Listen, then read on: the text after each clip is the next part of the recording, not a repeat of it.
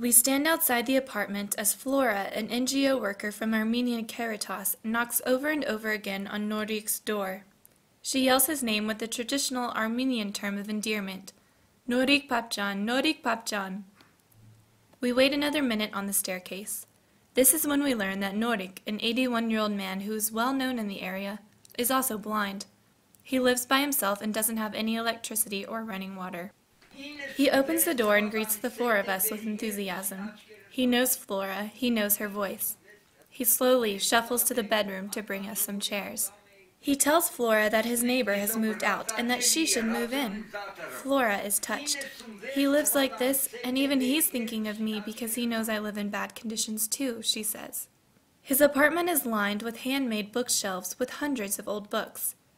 They're printed in both Armenian and Russian, and he says he's read them all.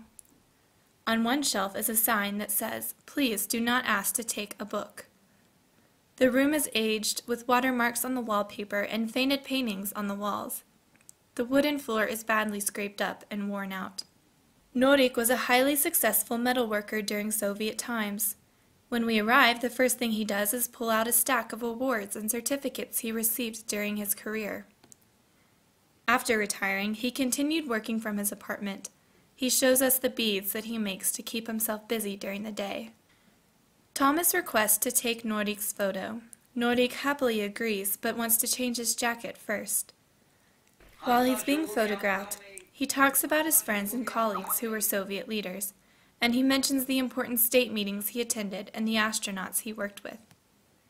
He also tells us that his parents escaped to America during the genocide in 1915. One of his rooms is buried in pieces of scrap metal, tools, and equipment. We're told not to touch or move anything because Norik knows exactly where each nail, each piece of paper, and each tool belong. Caretakers come to visit him each week for a few hours, but he spends the rest of his time alone.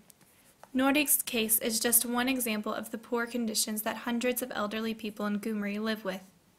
He's fortunate that his building survived the earthquake in 1988, but his apartment is still in bad shape. But Norik speaks not of the present, he speaks of the past, of the good times, of life before the earthquake. He, like much of the city, seems frozen in time. The earthquake destroyed buildings and families, but it didn't, as Norik reminds us, take away the memories.